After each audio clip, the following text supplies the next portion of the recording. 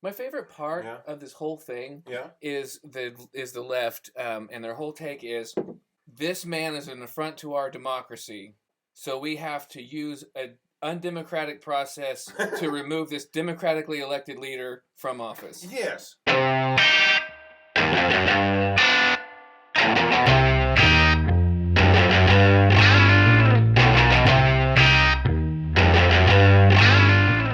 November 16th, 2019, and we are looking at episode 19, by the way. Last week was 18. I want to clear that, or last fortnight. We misspoke. You said 19. We misspoke.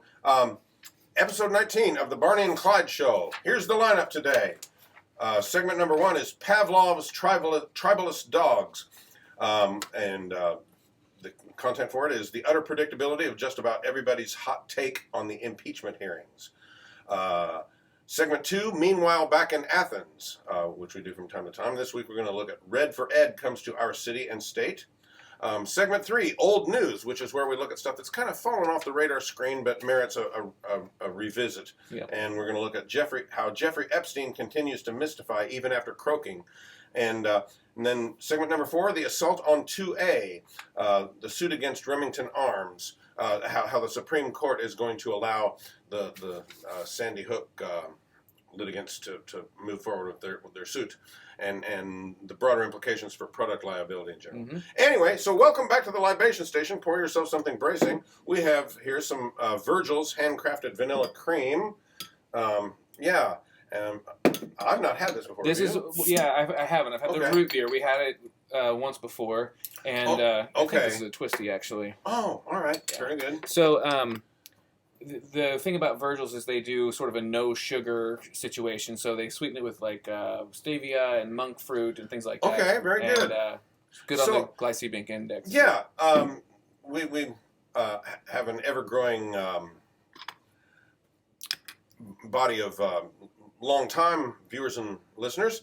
But if you're a first-timer, what we do, we fortnightly and forthrightly, we gather here at the Libation Station for something bracing, and we always have some kind of beverage and kick around the things that are on the nation's plate of us: sociocultural, economic, foreign policy, nature. And so this is our lineup for today. And Clyde here is a libertarian, and I am a conservative, so there's lots of Venn diagram overlap, and because we both believe in the primacy of human freedom, but sometimes there's things outside the overlap. We usually fall in step on economics. We usually fall out of step on foreign policy, and who knows, with culture and stuff like that, it's all over the board. So exactly. Makes for good conversation. Yes, it does, because there are a number of ways to look at things when you're talking about putting freedom front and center. Right. And when you get to sociocultural stuff. Some people in this world are not capable of holding two thoughts in their head. As a matter of fact, there seems to be more and more of that these days, where you've got to have a hot take to the exclusion of any other considerations. And this is absolutely this way or this way. Mm-hmm. And you're seeing more and more of that, I think, in this crazy world of ours. And it sure was on display this week during the impeachment hearings with William Taylor and Mr. Kent. What's Kent's first name? I don't know. Yeah, I can't remember. Mr. Taylor being the top man at the State Department for Ukraine affairs, and he is he's the ambassador to the Ukraine, and Kent is the top State Department man for Ukraine affairs there at Foggy Bottom. It's the Foggy Bottom, boys. Yeah, and then so that was Wednesday, and then yesterday, Friday, Marie Yovanovitch, the former ambassador to the Ukraine, testified before the House Foreign Relations Committee, which is holding these impeachment hearings, and you're not allowed to hold two thoughts about this in your head at once. You've got to have a hot take. Either all three of these people were deep state hacks who are out, part of the entrenched bureaucracy trying to get Trump, or conversely, you got to take the Adam Schiff mentality of Trump is terrible and we got to do absolutely anything to get him out of office. Trump's tweet calling it the Schiff show. Yeah. And then, the very stable genius yesterday, while Yovanovitch is testifying, decides to tweet about how, well, she's really been a lousy diplomat throughout her career, man. When she was in Somalia, how did that go? And then she got to Ukraine, and she was crummy there. And you know, it doesn't rise to the level of witness tampering, but Schiff, sure, I mean, you know, of course he's going to play that up and make it look like, you know, call it witness tampering. And once again, you got to have the hot take. But nobody is looking at it and saying that, yes, there's a, the left is out to remove Trump from office, and they'd like to do it before next year's elections because they're really rather concerned that they have what it takes to beat him at the ballot box a year from now. And as a matter of fact, Sandy from Westchester, Alexandria Ocasio-Cortez. Exactly. Yes. I say that because she's socialist that she is. She likes to be this woman of the people, and I was a bartender before I got in Congress, and blah blah blah. Her dad's an architect, and she was raised in a prestigious New York suburb, and so anyway, I don't want to digress too much, but she said as much. She said, we've got to get this impeachment done so we don't face a debacle next year. I mean, she came right out and said it. But my favorite part of this whole thing is the left, and their whole take is, this man is an affront to our democracy, so we have to use an undemocratic process to remove this democratically elected leader from office. Yes. And the other side of the coin is Taylor, Kent, and Yovanovitch are distinguished career diplomats that have. Yovanovitch started during the Reagan administration and has served under presidents, the variety of presidents we've had since then, in a variety of capacities. Taylor started out as a military man before he got into diplomacy. These are learned scholars. These are people who have who take a strategic big picture, who look at the historical underpinnings and understand the importance of.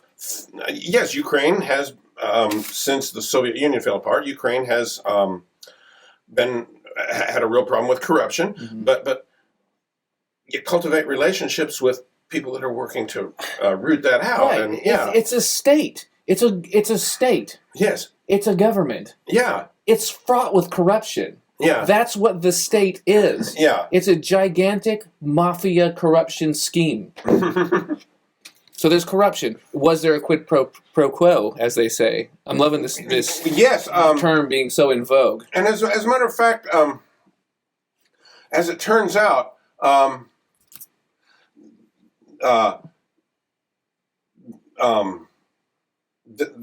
prior to, everybody talks about the July 25th phone call between Zelensky and Trump. But prior to that,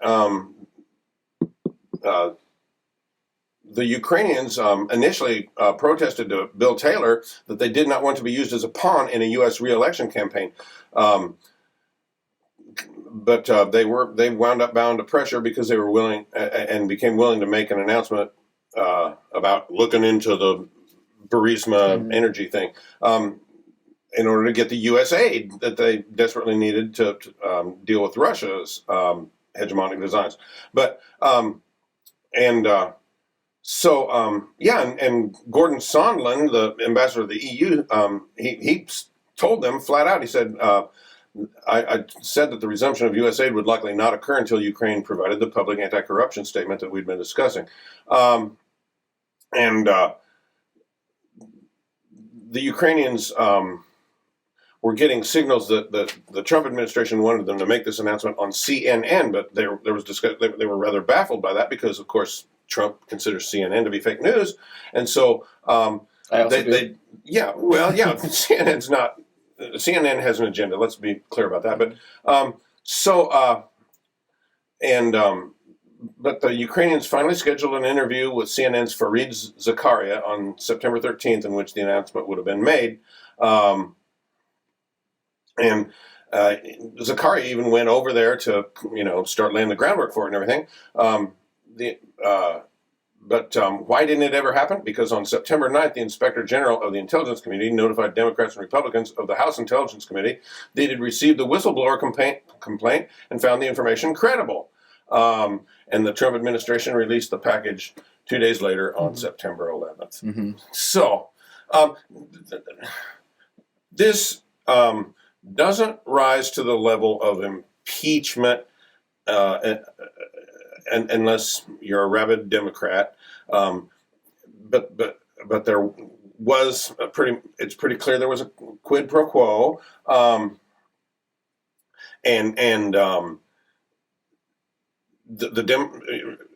Adam Schiff is rabidly determined to oust Trump, but on the other hand, Kent and Taylor and Yovanovitch are distinguished career diplomats with a big picture strategic view of things.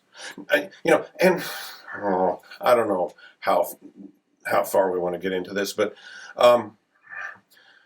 we got 4 minutes to get. Okay. Rush Limbaugh utterly beclowned himself yesterday on his radio show saying... I don't believe it. Well, yeah. I think Rush makes a lot of good points. But, right, but he has just become one of, a leg humper of the... on a tier with Hannity and Bill Mitchell and Wayne Allen Root and Laura Ingraham and all those... throne sniffers, and puts a good image in your mind. Put it in that way. It's hilarious. Yeah, he was saying, these people are ultra nerds who are doing this because they need validation or something like that. I don't know. I kind of feel like the quid pro quo situation, like every transaction between any two people is kind of that. Mm-hmm. You know what I mean? Like we all want something out of it. If we're communicating, right? Mm-hmm. We want something out of it. Yeah. And again, like I don't think it's any surprise that an interaction between two heads of state. You know what I mean? This is the head of the East Coast Mafia and the head of the West Coast Mafia. Yeah. Meeting at whatever. Yeah. So I don't think that it's any surprise that some nefarious crap goes down. Yeah. But also, I don't think that... so Hunter Biden is not Trump's political opponent, right? Right. But he is a corrupt SOB, right? And so is his dad. Mm-hmm. And I'm kind of siding with the... I don't want to call them conservative, but the conservative mainstream... the neo-Republican leg humpers of the administration. I'm sort of siding with them on the matter. Like, maybe it's inappropriate to some degree, but like at the same time, like we really should know if Joe Biden is completely corrupt. You know what I mean? He's running for president. We need to know if we're gonna. If this shady person and these corrupt deals are going to go down. Yeah. I don't think that Trump is any less corrupt than anybody else, if so marginally. I think his situation is he's got more ego at stake than dollars and cents. But but Biden is clearly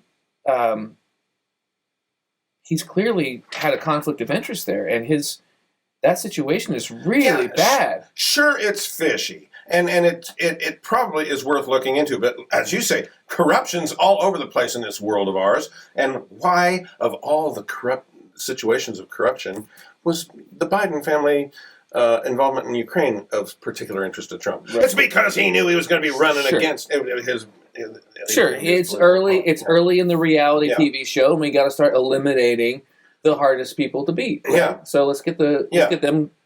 I get that. I totally get that, and it's probably inappropriate, but I really think we should replace the office of the presidency with a flow chart, and So I don't really expect the president to not be a corrupt SOB. I just don't. Okay. Well, any president. I mean, spoken like a true libertarian. And I got to say, before we move on, Virgil's vanilla cream soda is really freaking delicious. Stuff, you bet. Am I expected as a conservative pundit to have a hot take on whether Trump should be impeached? I really don't. Do what you want, you people. You know, you want to impeach him, and if the Senate wants to convict him, I really don't care. The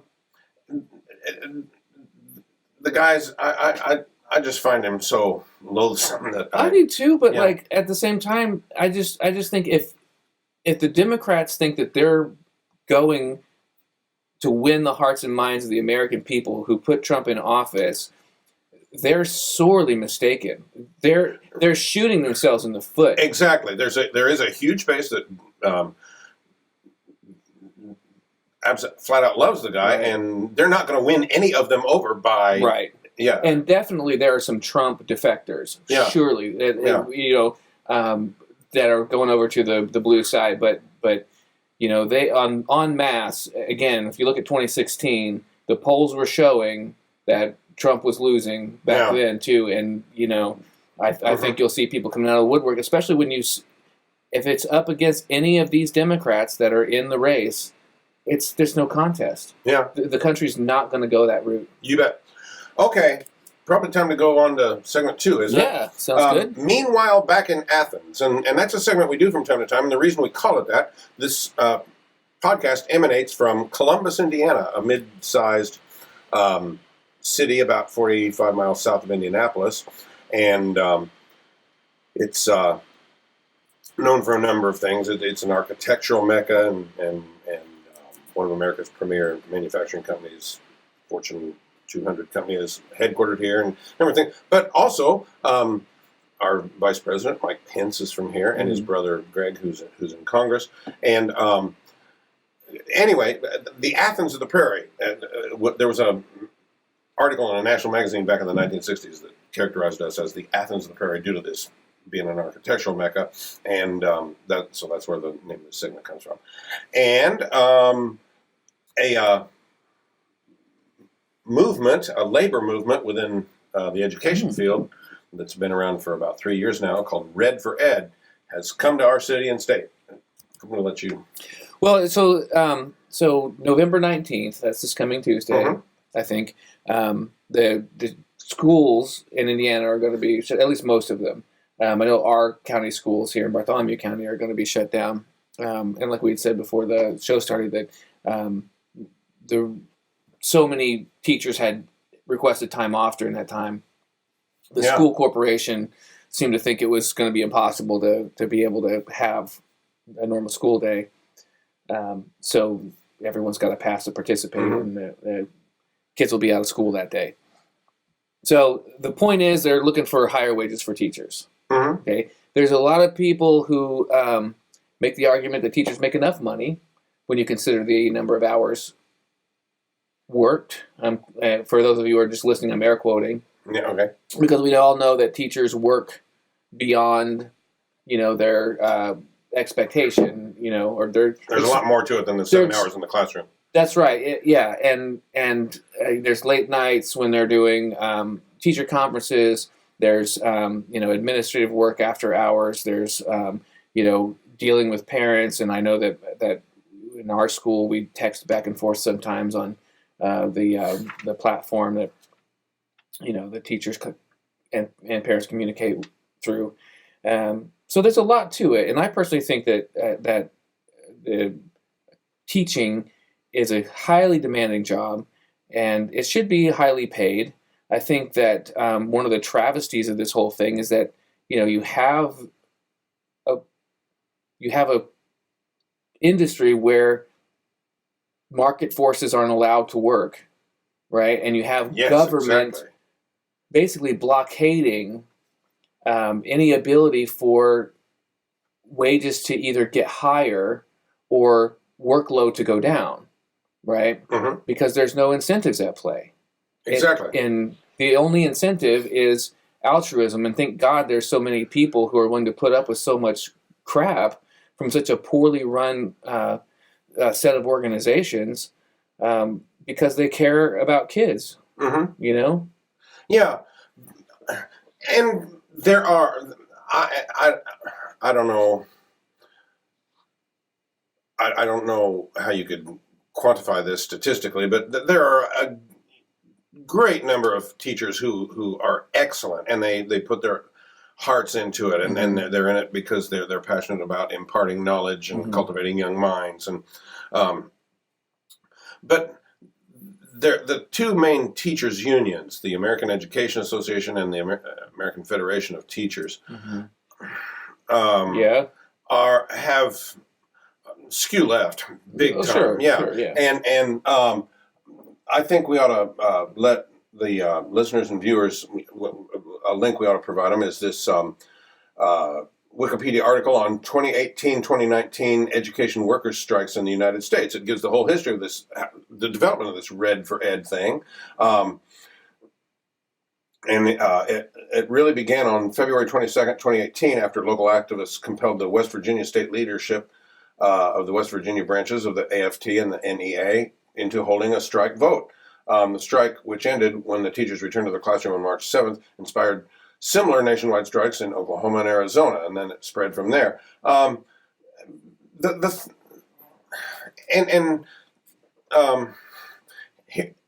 biggest, the elephant in the room in this whole Red for Ed thing is unfunded liabilities in teachers' pension funds. Mm-hmm. And states are trying to explain, look, we've got to take, in order to try to shore that up, there's just not money for your salary increases. Mm-hmm. They go, well, then raise taxes, like, for instance, in West Virginia. They say, well, then raise taxes on the coal industry, which puts a damper on economic activity, which lowers the overall tax base. I mean, and why just coal, or just one of the tax X industry or tax X company? It's like, why should they bear the burden for everyone else? You know what I mean?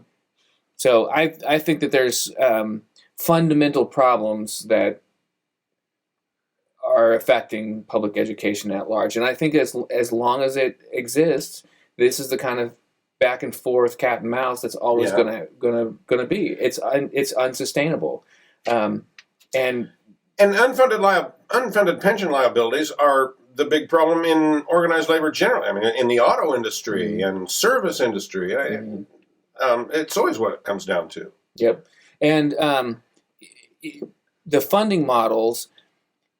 I wonder.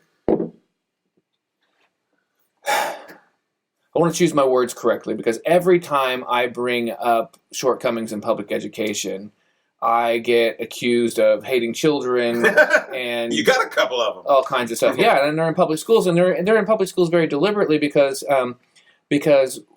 there's a really good private school here in town, and it's impossible to get into. It's got a years-long waiting list. Okay, it's pricey. Okay, and deservedly so, it seems. But there's another school that we looked at, a private school, Montessori school, and we went several times, and it was a mess, right? Okay.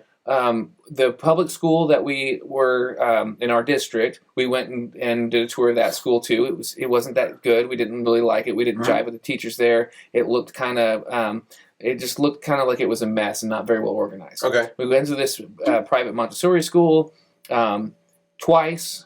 Both times they had lost our appointment, didn't know we were going to be there.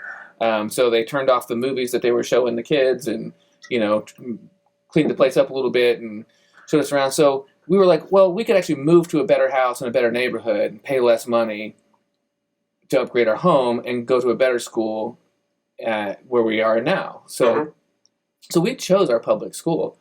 But if the private sector ran schools, you'd have both of those things. You'd have really bad schools and you'd have really good schools and everywhere in between. You know what I mean? But somehow public education gets this pass. You know what I mean? There's really good schools. Yes. There's some really, really bad schools. And we have kids that are going into, middle school and high school that can barely read or can't read at all. You know what I mean? We have people going from third grade to fourth grade that can't speak English. You know what I mean? And there's no options to really tailor their educational paths to their specific needs. Kids with ADD and kids with hyperactivity disorders and stuff like that. All these things need to be taken into account. And when the public school system does not do that, they get a pass and they get praised for all the altruistic good that they're doing in society. And if Amazon was providing educational services and they had the mixed output that public school does, they'd be excoriated for it. Yeah. You know what I mean? So, and that's even, I think that's even more driven home by the fact that the public schools now are using a lot of the tools that the homeschoolers were using before. They've got these online programs, a video series, interactive material, online tests, all this different material that's available through technology now that homeschoolers are using. They're basically going into the public classroom and using these tools. So I think that there's a lot more you can do besides just bringing more money into the education system. I think teachers should get paid more, and I think that that's all well and good, but you've got to get the funding, you've got to make it sustainable. And one of the ways you can do that, one of the ways you could add more value is, reduce the amount of time that teachers have to spend dealing with other crap besides teaching. Yeah. Now, and to kind of bring it back to the local level, there is, in this year, Governor Eric Holcomb here in Indiana proposed a 2-year, $33.8 billion budget that called for an additional 2% in K through 12 funding per year. And our local legislators, State Representative Ryan Lauer and State Senator Greg Walker, who are both here in Columbus, both support getting more funding into the classroom and raising teacher pay. They differ on the way to go about it. Lauer agrees with the governor and thinks the 2% increase in funding should come from the newly proposed state budget, and Walker believes it should come from Indiana's rainy day fund. Where does that stand, and is it are the Red for Ed people? Is that not enough for them, or why are they still going to go rally instead of be in the classroom on November 19th? Well, I mean, first of all, it's one day. You know what I mean? Yeah. Everybody can deal with one day. Yeah. You know what I mean? I really think that they have a legitimate complaint. Mm-hmm. You know what I mean? But I think that you're barking up the wrong tree, basically. I mean, this year you get everything you want this year. You know what I mean? In a few more years, it's going to be completely out of control again. Yeah. You know what I mean? We've got to dial in the way that that education works fundamentally. Yeah. You know what I mean? I use these complaints over and over again. I'm sorry about that, but if you look at the way public school works, it's a format that's been used for a long time to create good factory workers and good soldiers. You know what I mean? Mm-hmm. And you've just got a real opportunity here to completely revamp the system and make it way more efficient. We've got all this technology that we can use, and it's just a shame that kids are still stuck in this one structure, this one size fits all structure. Yeah. And I think that fine, you get funding, but it just frustrates me that we're graduating so many people who aren't critical thinkers. You know what I mean? That can't manage their finances. That can't, I really think that if you're going to flood education with more money, right? And again, rightly so, they need more funding if they're going to carry on in this way. But you got to start graduating kids that can that know the process to start a small business, that can manage their personal finances, that can at least look at their college career path and balance their skills, talents, and return on investment of that next education without taking on massive student loans. If they're not able to do that, then why keep throwing money down this well? Yeah. How are we doing on time? Well, I've been going off for a while, so Okay. We're really close. We got like 1 or 2 more minutes to on this all right. topic if we want to. But a few things to the considerations. One, what you're saying about rethinking education overall. Two is that labor unions in any field are squawking about wanting more pay when they're unfunded. Their pension funds are awash in unfunded liabilities. And three, then there's the administrative bloat of the education world, which is also a factor. Yeah. Right. I'm really surprised that people aren't rallying at the State House saying, I want fewer kids in my classroom. Yeah. You know what I mean? Where's that argument? You know what I mean? I want someone else to do my administrative work. Yeah. You know what I mean? I want parent-teacher conferences to be a part of the school day. Yeah. Instead of after hours. You know what I mean? Where's that argument? Like, where's the value? It's just return on more money. And again, I want them to have more money. They should have more money. But I think if it was way better managed, then they would have more money. Yeah. And I think that administration is not going to change. Okay. Segment number 3, old news, which, like I say, is where we take something that's kind of fallen off the radar screen, but we feel that it warrants a revisit. And yeah, just recently here, Jeffrey Epstein, for those, surely there's not anybody who needs to, but he was a hedge fund investor in New York.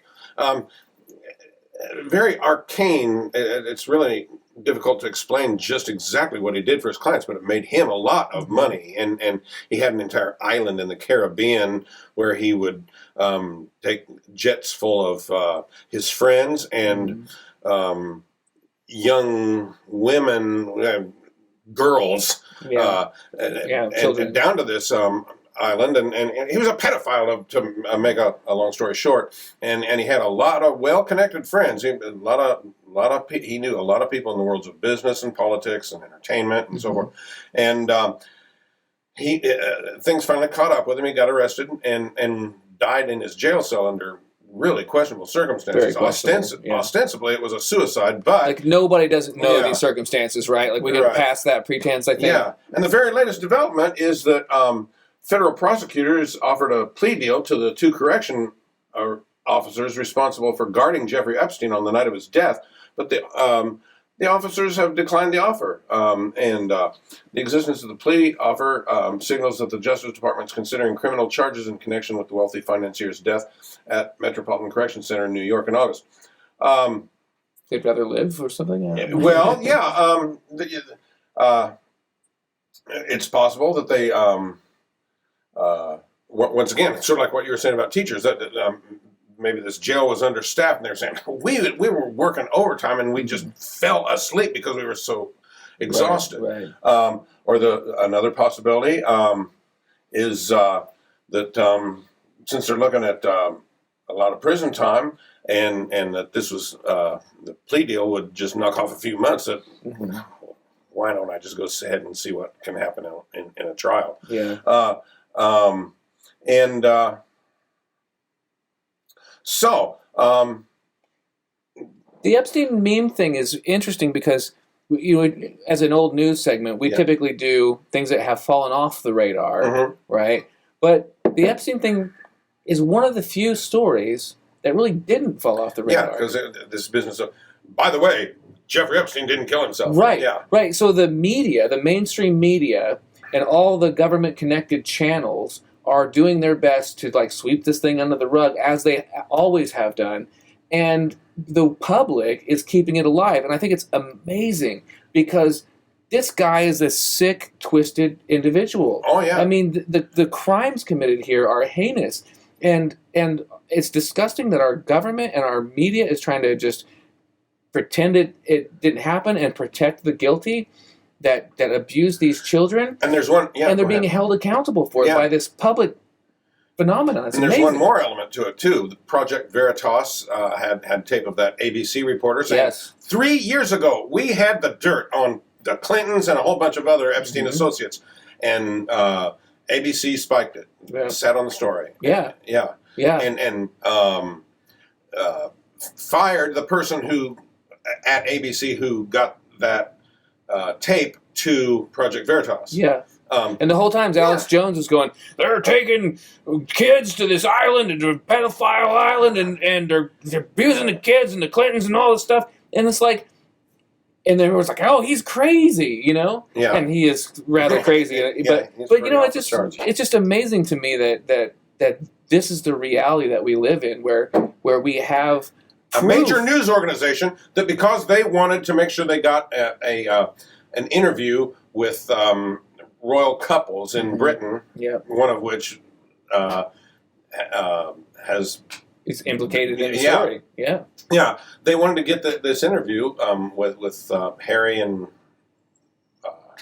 Meghan Markle. Yeah, they squelched a major news story. Yeah, and that's available to all of the mainstream news outlets. You know what I mean? Yeah. All of them could pursue the story, but none of them do. Yeah, none of them do to a acceptable level. Yeah, if they cover it that, you know, this latest development in the Epstein case, so he was murdered, or he was, you know, he committed suicide. They go along with the narrative of everything, but like the shady circumstances along that guy's death. I mean, it's incredibly perfect that everything was perfect. Yeah. So if he killed himself, he was allowed to. He was given the opportunity to do so. Yeah. Everyone turned their back and looked the other way. You know what I mean? Made sure he had strong enough bed sheets to take care of it or whatever, and made sure no one was going to bother him. Right. But I don't think that's what happened either. Okay. Do you have a take on this? I mean, I don't know. It just looks fishy. There's no way for me to know, but exactly. I know how to smell the bull crap. Yeah. You know what I mean? Like, and again, I think that's what the entire American public, the whole world public is doing right now. They're going, we don't know what happened here. But I'll guarantee you one thing: Epstein didn't kill himself. You know what I mean? Yeah. And that's probably true. There was the coroner, or whatever you call it, the guy who did the examination, saying it's really consistent with strangulation more than a self situation. These things wouldn't look the way they do or whatever. It's just interesting that the cameras are out during that exact hour, during that exact block of the prison, that the guards just happen to be asleep. Yeah. And this guy was so good at having the dirt on people, right? It really makes you wonder if that was the intention all along, which is to have the dirt on powerful people. And as we know, television networks in general are full of Me Too scandals. And I'm not saying, I'm just noting that fact, and the fact that, as you say, none of them seem to be interested in doing any kind of deep dive about this. Right. No one wants to do real journalism, I think. Yeah. Okay, so get your tinfoil hat on, though. Like, what do you think? Do you think it's possible that the body that they took out of there was not Jeffrey Epstein and that they extracted him? That seems less plausible, but I'm a very Occam's razor kind of guy. Yeah. So probably I think the most likely scenario is they turned their blind eye while he killed himself. Yeah. Or they came in and did it for him. Yeah. But it's possible that they extracted him. I mean, the CIA could do harder things. Yeah. You can extract people from the Middle East. You can extract people from an American prison, for Christ's sakes. Yeah. Very interesting. Well, all you viewers and listeners, weigh in on this. Chime in on the comment thread at our Facebook page, our YouTube channel. Email us. Hit us up on all those channels. You bet. Tell us what you think. Did Epstein kill himself? I think not. But I think it's just I just want to say thank you to the entire public at large for keeping this story alive. I mean, if there's any story that needs to be kept in the public view, it's this story of disgusting abuse of children by grown adult people in powerful positions. I mean, exploiting young women and girls. I think it's really, really, really gross. And everyone who's been implicated, should go to trial for this. Yeah. And the fact that we're not seeing, I mean, Jeffrey Epstein's dead. Okay, it's all done. Forget about it. Right? Yeah. There's no way a guy runs Pedophile Island alone. Heads need to roll. Yeah. You know what I mean? That woman that would find young girls for him. What's her name? I don't remember. It is, well, now just a second here. There she is. I can't. I'm looking at a photograph of. Mm-hmm. I can't think of her name right now. Where's she been? Right. Yeah. Yeah. Good question. Is anybody trying to determine her whereabouts? Yeah.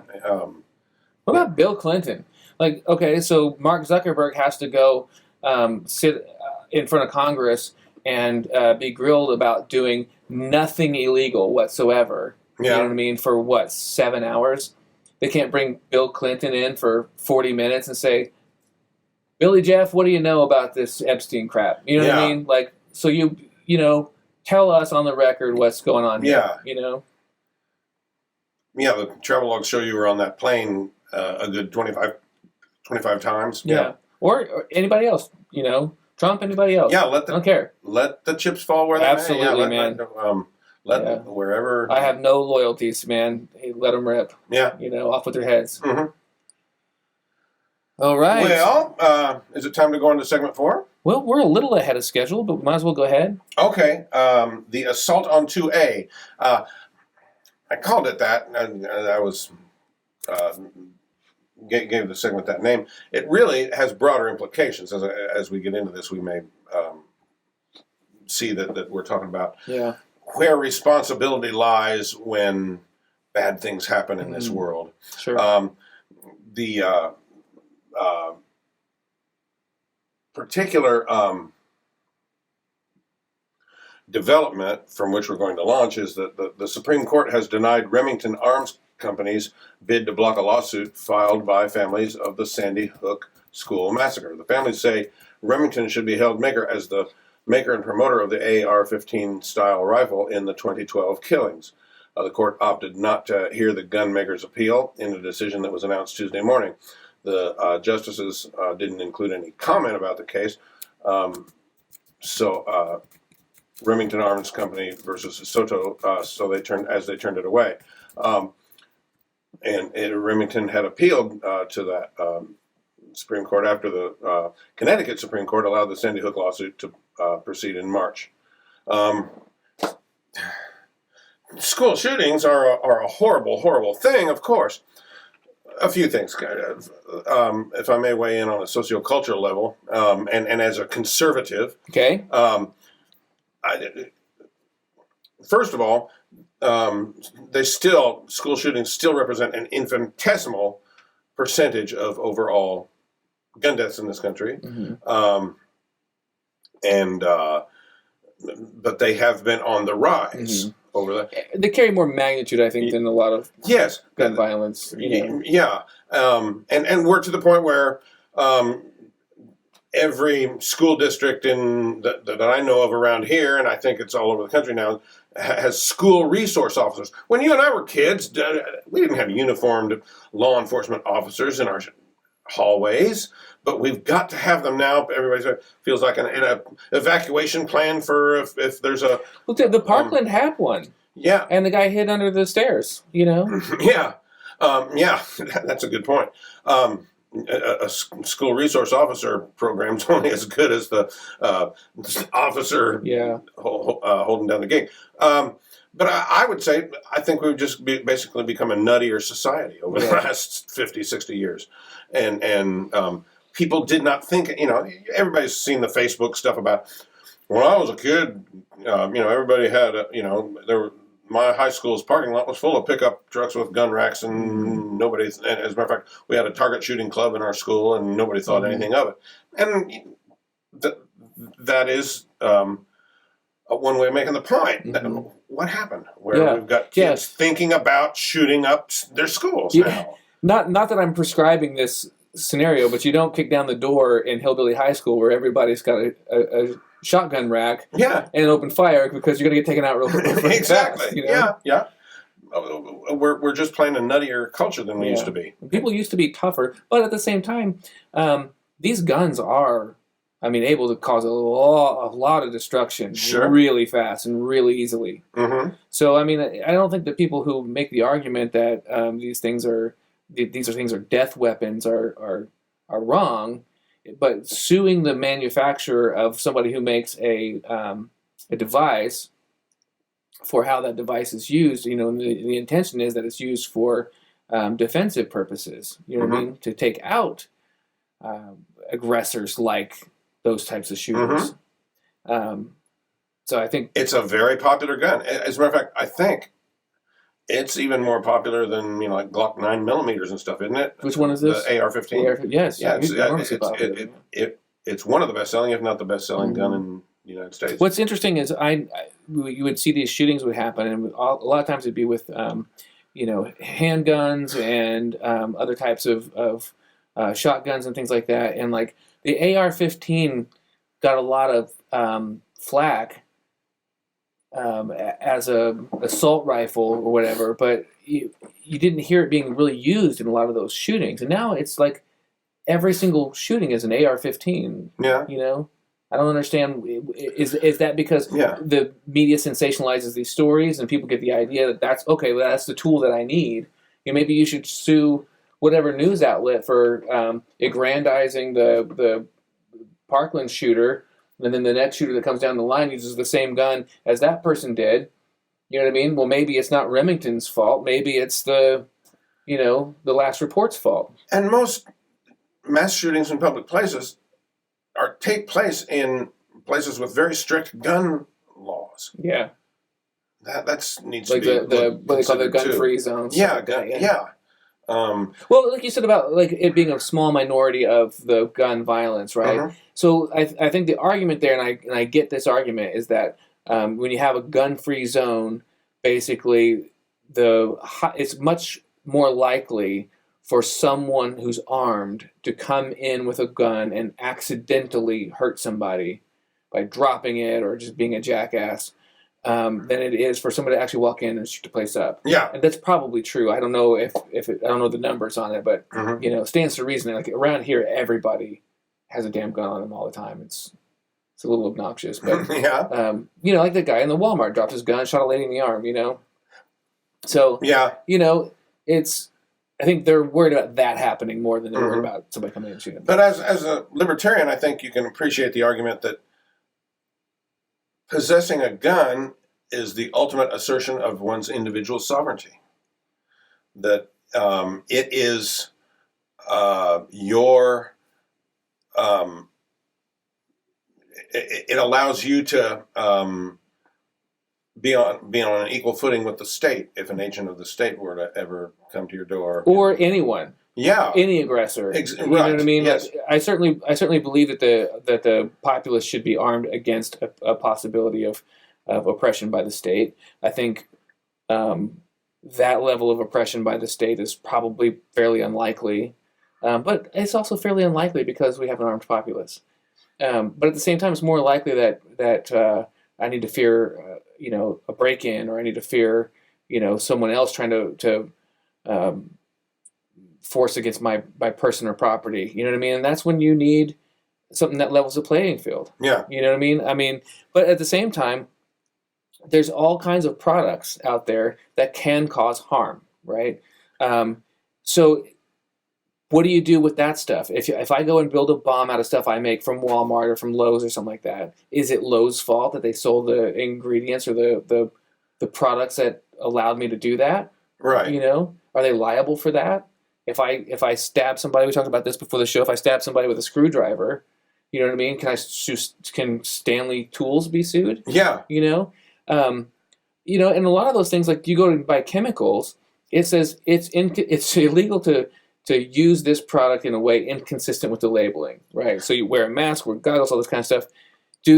what if Remington put on the back of an AR-15, it's illegal to shoot up a school with it's this illegal. product. Yeah, exactly. It's illegal to use this product in a way inconsistent with its labeling. Would they be off the hook? And if not, why them and not this other company? Especially if it's something that can do massive amounts of damage. If I can build a bomb out of this stuff, then why aren't they, level? So, well, it's going to be interesting to see what's next. But I don't understand, though. Also, they have this. Okay, so the Supreme Court is going to hear the case.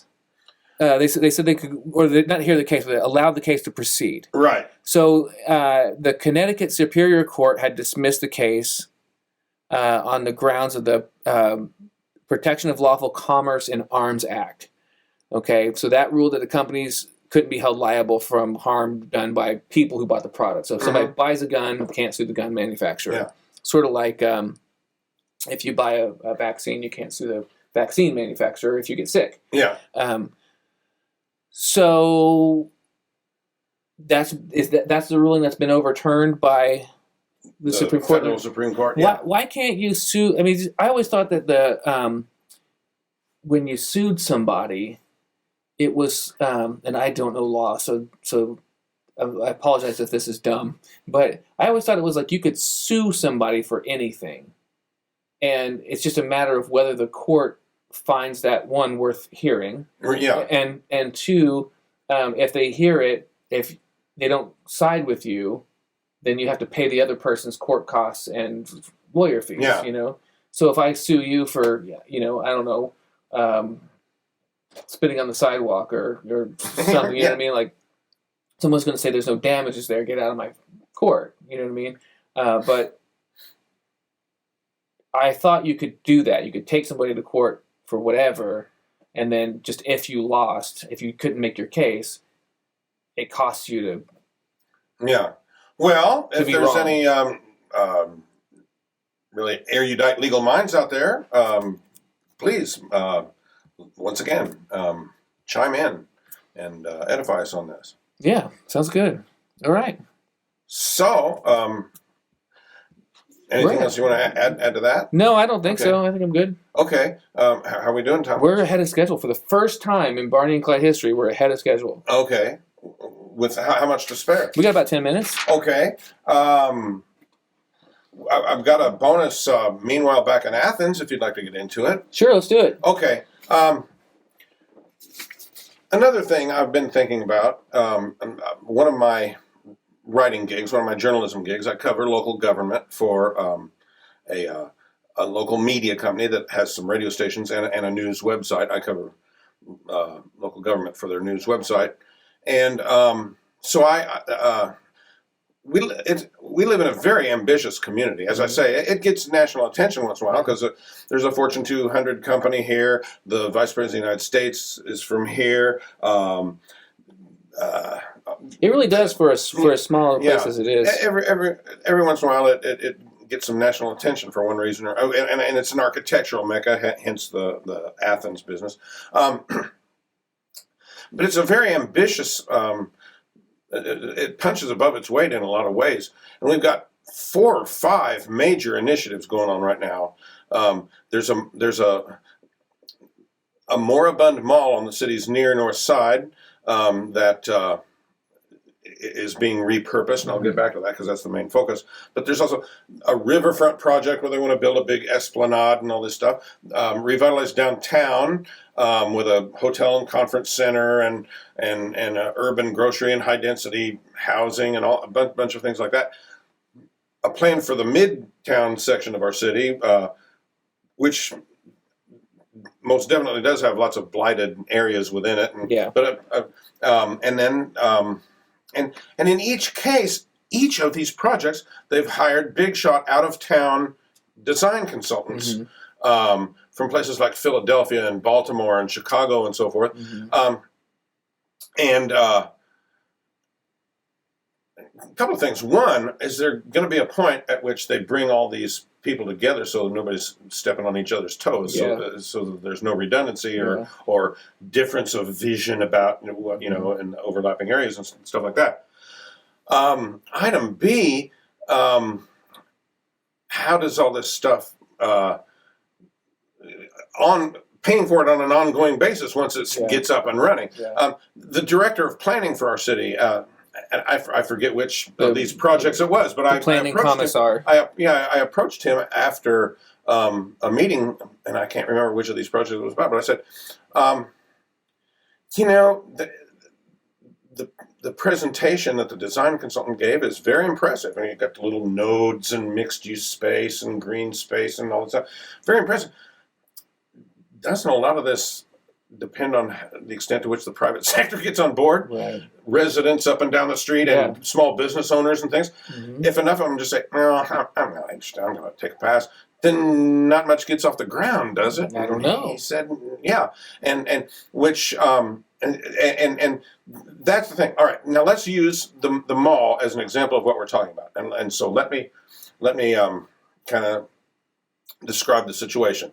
This mall was built in the early 80s, had a period of viability when malls did. Had a big flagship anchor store called Kmart. Yeah, but they had some specialty clothing stores and sporting goods stores and blah, blah, blah.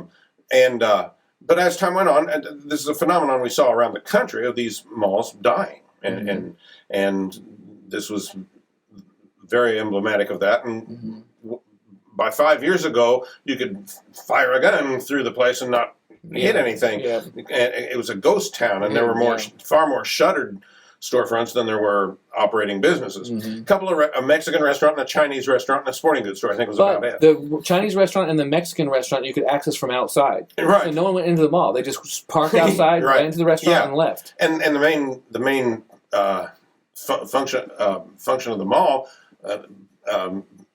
older people used it to do their walking. And so the city government and the Parks Department, which is part of the city government, but was in this case acting as a autonomous entity. So the city government and the Parks Department and our local hospital, which brands itself as a regional health organization, those three entities got together and formed a corporation and bought the mall from the out-of-town investor that owned it and was definitely ready to unload it. And then, and I can't remember the price tag off the top of my head, and I don't know if that. Is there a blue book that you can consult for old malls? Dying malls, what they're worth or what. But so I don't know if they got a good deal or not, comparatively speaking. But they bought this thing. It's 36 acres overall because there's a bunch of parking space besides the building itself. And then they brought in 3 or 4 design consultant firms to give presentations and competing presentations. They selected one, and now there's this year-long process where this design consulting firm, they have public input meetings, and what would you like to see, and blah, blah, blah. And then they go off and then, okay, based on what you folks said last time, here's what we're going to do this time. Here's the progress we've made. And the other night was the Phase 3 public input meeting, and they've now got a conceptual master plan for the thing. And, and it's based on focus groups and a survey you can take on their website and all that good stuff. And so, and it involves a big grand entrance and lots of green space and courtyards. I think the plan calls for the Parks Department to have its administrative offices in there. And then meeting spaces, little kitchens where you can have nutrition classes, some retail activity of a wellness sort, like massage salons and smoothie bars and Zumba class spaces and all that. And then where there had been a clothing store on the back side of the building, demolish that part of it and build a big field house, where you can have several. You can have some soccer fields and baseball diamonds and I think and pickleball and basketball and all that and can't believe you just brought up pickleball. The idea leave pickleball out of this. The idea is that that will bring in tourist revenue because sports tourism is already kind of a big deal around here, so that would do that,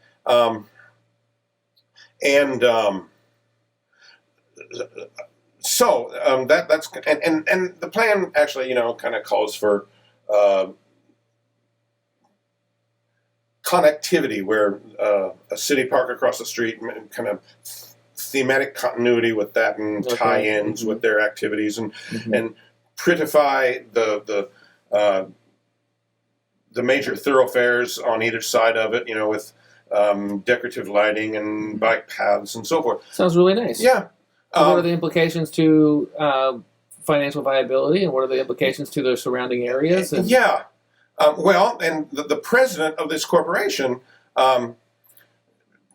before the design consultant firm gave their conceptual master plan, he got up and gave some opening remarks, and he says, now don't, I want to caution the public, don't expect any ground to be broken on any aspect of this till at least 2021, because we've got a lot to figure out. What to do when, and how to do it on a limited budget. Right. Well, what's your limited budget? Yeah, what is it, and where's it going to come from? Yeah. And what happens if you run short? Where does it go from there? Yeah, and also, American society is going to change rapidly over the next 30 years, because part of another thing he said in his remarks was, we want to have a well-thought-out plan so that 30 years from now, citizens of our city look back and say, those people did a really good job of planning for this. Not recycling them all. Yeah, right. You want a 30-year plan? If the city's going to take over that property, here's what it looks like. Zumba classes may be so far out of vogue 30 years from now. It's going to be Vision 2021, Fair Oaks Mall, leveled. Yeah, 100% by 2051. Knocked to the ground. Break it up, 1-2 acre lots. You know what I mean?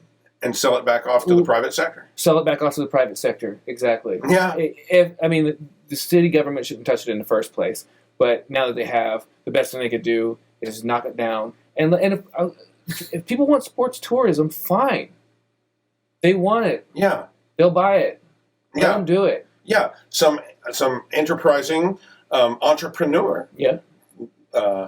Will fill that, or they'll get together and put their money in a basket. Like, do you remember when they saved? Was it Market Square Arena or something like that? They like saved it from, or the old Hoosier Dome. Yeah, you know what I mean. And like they had a telethon. We may have covered this once before on Barney and Clyde, but people ran a telethon for like a day or a week or whatever, and people $5-10 at a time saved the building. Saved sports. You know what I mean? If they want it that bad, let people do that. Like, and I'm an academically trained historian. And I've got a master's degree in history, so I kind of view these things from that angle. I got to thinking about this from that standpoint. Pick a year, 1870 or 1890, or even as late as 1910. Towns and cities were, for all intents and purposes, all still growing. Big or small, they were growing. Columbus, Indiana was growing. Shelbyville, Indiana was growing. Indianapolis was growing. Chicago was growing. So big and small, everybody was growing. And they were growing organically. There weren't comprehensive plans. They just grew.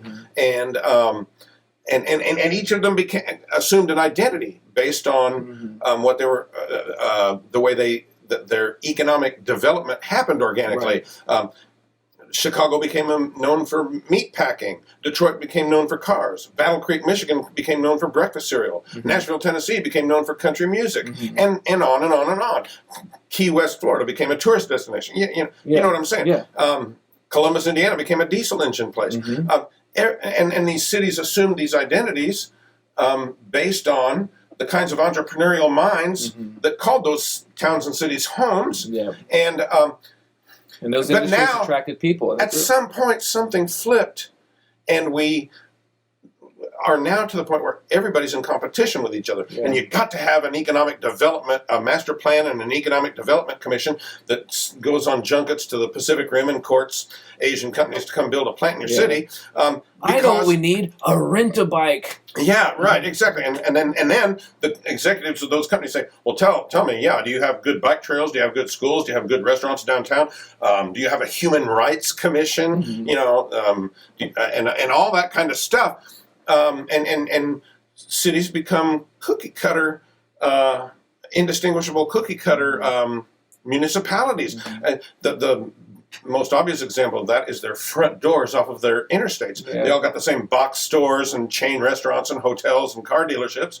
And no, you know, that's organic though. Like just the interstate thing is a good place for entrepreneurs to I mean, it's the obvious place to put those kinds of businesses. But that is where it's zoning allows it. So right, yes, and for me, that's when things get really messy. Is when you have the public-private partnership type of thing. Which gets back to this corporation. It's not owned by investors. What is it? Is it public or is it a private or private corporation? Yeah, it's kind of murky. Yeah, and so cities and towns, they no longer develop organically. They gotta and it's like, look, we've got to do this because the folks down the pike are doing it, and we either grow or we atrophy. By golly, we're in competition with the folks down the pike, and everybody's got that mindset. Makes sense. I mean, you're bringing people in from all these different industries, and you know, if we're going to retain them, maybe we have to build some structures for them to enjoy. This is a nice town. I think maybe I'll stay. That's the argument that the state worshiping zealots would put out for sure. Yeah. But I would love to know what your vision, what is Envision Columbus for, you know, the local resident, or you know, wherever you live. What's your vision for your town, for your property? Like, you know, who should put forth the vision other than the people who do that, who live there, who have a stake in it? Yeah. There's just something a little strange about asking a firm from hundreds of miles away to come in and tell us how to get that cozy community feel back. You know? Exactly. Yeah. Okay. Or having the top-down approach into how we have to run those kinds of things. Yeah. Okay. Okay. Wrap it up. Well, we do this fortnightly and forthrightly, so please always mark your calendar to join us at the Libation Station. Yeah. And every 2 weeks, so fortnightly, forthrightly. Actually, are we going to take a little hiatus? Oh, that's right. Seasons? Yeah, yes. we are. We're gonna launch a season 2 after we kind of solidify a few things. I expect us to be off for maybe 2 fortnights. Maybe come back after the holidays. Okay. Sound good. Yeah. And then we'll do a season 2. Things will change. You can see if you look right here. Yeah. Right here, it's backwards the graphics, in the camera. The music, yeah. Right you like here. Our logo, by the way. Right here, we have a new logo. So Yeah. we have some new stuff coming. We have some new topics coming up. We have some formatting that we're going to brainstorm, and we're going to work on the video and audio quality. Intro music, things like that. Stuff like that. So we'll need a little bit of time to sort that out, so we don't bring you some incremental. We envision Barney and Clyde. 2020. Yes, Envision BNC. Yes, because we're constantly looking at how to improve the product, and so happy holidays, everybody, and until we meet again at the Libation Station, stay free. Stay free.